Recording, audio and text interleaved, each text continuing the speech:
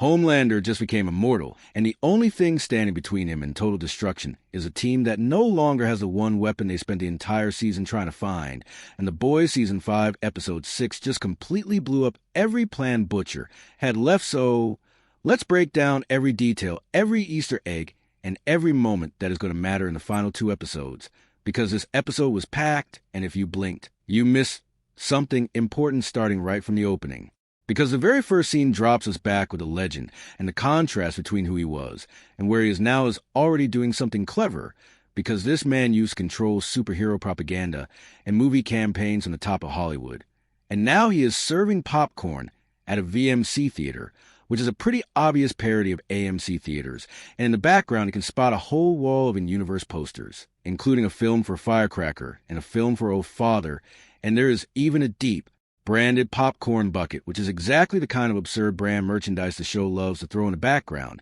And while that opening feels like what follows is anything, but because Firecracker's gone, and Deep's reaction to finding out is genuinely hilarious because he genuinely cannot process it first, and just assumes she went on vacation, until Homelander drops the line, "No room in the boat for non-believers," which feels like a direct reference to a Noah's Ark type logic, where only the truly loyal get saved and everyone else simply disappears, and that line alone tells you everything about where Homelander's Messiah complex has escalated to this season. And speaking of Homelander's image machine, a new church advertisement surfaces in this episode, and the show shoots it in black and white intentionally to give it that old revolutionary documentary propaganda feel. And the tagline challenge, "A man is doing something," really sharp because it positions Homelander as an anti-establishment rebel when in reality he is the most powerful establishment force that exists, and the ad deliberately features skaters and rebellious youth, because that is exactly how real-world cults and political movements target angry outsiders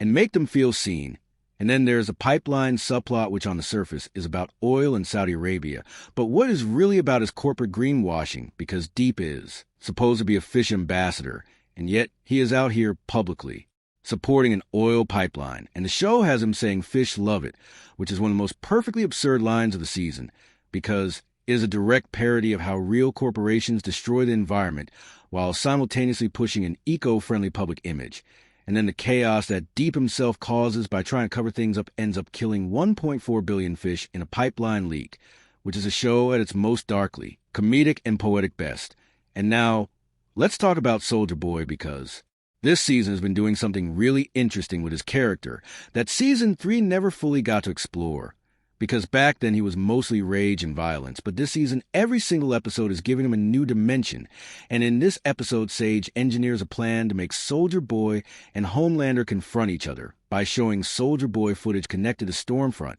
and what happens in that confrontation reveals something genuinely tragic, because when Sage reads Soldier Boy's mind expecting to find rage and hatred toward Homelander, she finds a proud father, and that is devastating when you sit with it, because Homelander has spent this entire season searching for his father's approval, and Soldier Boy secretly feels exactly that pride, but neither of them has ever been able to say out loud to each other, and Sage herself admits she saw things in Soldier Boy's mind so horrifying that she was genuinely shaken, which the show is clearly holding for a later reveal, and it likely connects to his wartime violence or deep trauma he has never processed, and the bomb site introduction in this episode is also a masterclass in anticlimax, because after 2 full episodes of building him up as this mysterious figure, we finally see him in person, and he is not standing in some grand heroic frame. He is selling diet pills on a television advertisement,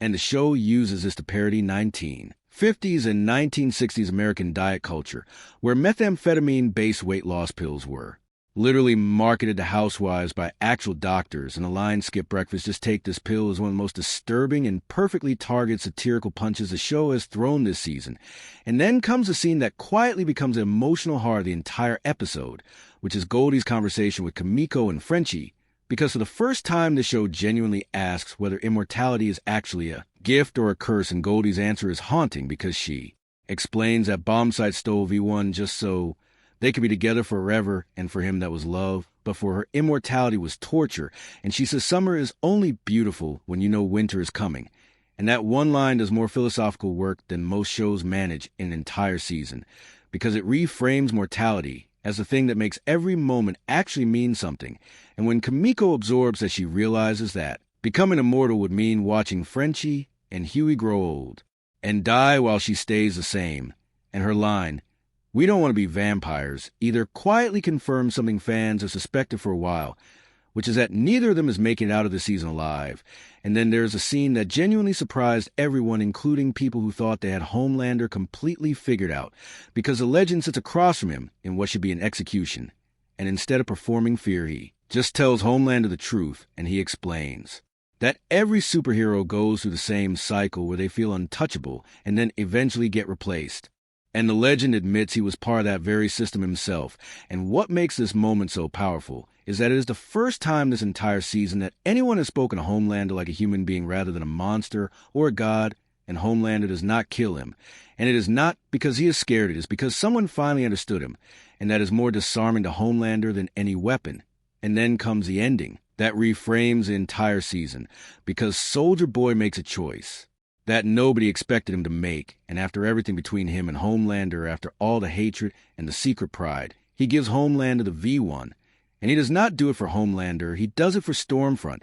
because Bombsight confirms that Stormfront saw Homelander as her ultimate creation and her ultimate expression. And Soldier Boy understands in that moment that honoring Stormfront's love means giving Homelander what she always wanted for him, and Bombsight himself chooses to be depowered. Because after everything Goldie said about immortality being a burden, he is ready to be mortal again, and that choice feels earned because the show built it carefully across the entire episode. And Sage, of course, has been 10 steps ahead of everything, because her goal was never to help Homelander or help Butcher, was to create maximum chaos. And she has her bunker ready, and her apocalypse timeline running, and whether Butcher won or Homelander won the chaos, she won, it was always going to come. And now Homelander has the V1, and he is effectively immortal, and Butcher has nothing. And the final 2 episodes of the show have an impossible amount to resolve. So if you're not already subscribed, now is the time, because we are breaking down every remaining episode together right here.